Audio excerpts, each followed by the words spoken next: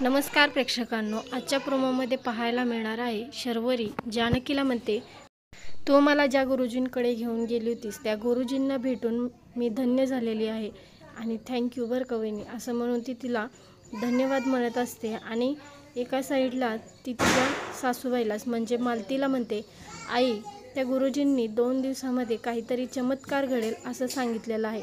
आता हे ऐकून मालतीला तर खूपच आनंद झालेला आहे आणि आश्चर्यचकितसुद्धा ती झालेली आहे.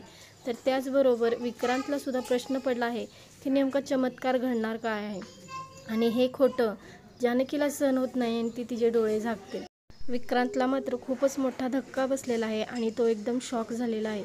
तर इकडे शर्वरी जानकीच्या गळ्याला पडून म्हणत असते, हो ना गं वहिनी, हे खरं आहे ना. यावरती जानकी शर्वरीला म्हणते, शर्वरी वंश, हे सगळं खोटं आहे आणि तुम्ही मला का भाग पडताय खोटं बोलण्यासाठी. शर्वरी जानकीला म्हणते, तू जर खरं बोललीस तर माझं मेलेलं तोंड बघशील. तर इकडे आपल्याला पाहायला मिळेल की ऐश्वर्या, जानकी तयार राहा, तुझ्या आयुष्यामध्ये एक नवीन वादळ आता येणार आहे, तू या वादळाला कशी सामोरं जातेस